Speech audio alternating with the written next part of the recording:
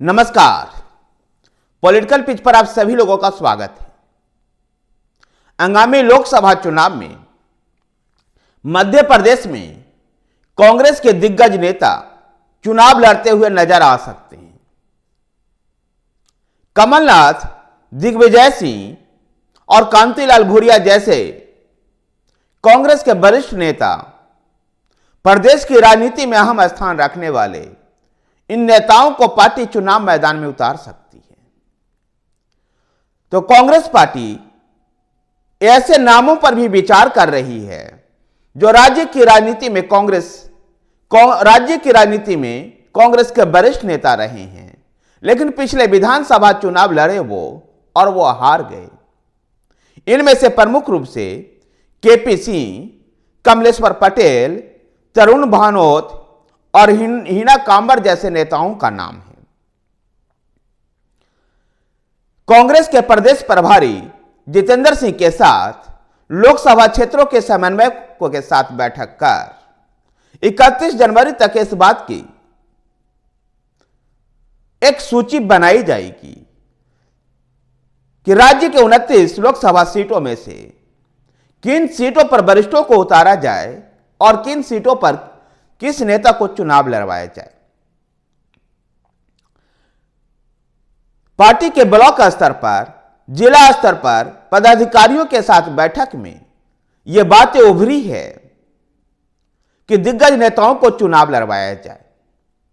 इसके पीछे का तर्क यह है कि जहां ये दिग्गज नेता चुनाव मैदान में उतरेंगे, इससे पार्टी के नेता और कार्यकर्ताओं का मनोबल बढ़ेगा। और दूसरी तरफ जिस तरह से भारतीय जनता पार्टी तैयारी कर रही है, उसके तैयारियों को देखते हुए इनसे ये वरिष्ठ नेता और ये जो दिग्गज नेता हैं यही पार पा सकते हैं। इसलिए भारतीय जनता पार्टी के हर तिरकम को चुनौती देने के लिए कांग्रेस अपने वरिष्ठ नेताओं को चुनावी मैदान में उतारने की संभावनाएं तलाश रही है। जहां दिग्विजय सिंह जिस प्रकार से मध्य प्रदेश विधानसभा चुनाव जीतने के बाद तब के मुख्यमंत्री शिवराज सिंह चौहान ने कहा था कि मैं 29 को 29 कमल आगामी लोकसभा चुनाव में प्रधानमंत्री नरेंद्र मोदी को भेंट करना चाहता हूं। उनका इशारा छिंदवाड़ा की ओर था। एक यही ऐसा लोकसभा सीट था जहां 2019 में भारतीय जनता पार्टी चुनाव हारी थी और कांग्रेस के दिग्गज नेता कमलनाथ अपने गढ़ को बचाने में सफल हुए थे। कमलनाथ के बेटे नकुल नाथ आज भी छिंदवाड़ा से सांसद हैं। कांग्रेस पार्टी के जिन नेताओं की संभावनाएं की चर्चा चल रही है, उनमें बड़ा नाम तो कमलनाथ का छिंदवाड़ा से ही है कि छिंदवाड़ा लोकसभा क्षेत्र से कमलनाथ को चुनाव लड़वाया जाए। जिस प्रकार से भारतीय जनता पार्टी छिंदवाड़ा में सेंध लगाना चाहती है, उसको रोकने के लिए नकुल नाथ की जगह कमलनाथ को उम्मीदवार बनाया जाए। तो राजगढ़ की अपनी पुरानी सीट से मध्य प्रदेश के एक और पूर्व मुख्यमंत्री दिग्विजय सिंह चुनाव लड़ते हुए नजर आ सकते हैं। कांतिलाल भूरिया के लिए रतलाम सीट से कांतिलाल भूरिया को उतारा जा सकता है, जहां से वह 5 बार सांसद रहे हैं और रतलाम के ही झबुआ विधानसभा क्षेत्र से उनके बेटे डॉक्टर विक्रांत भूरिया इस समय विधायक हैं।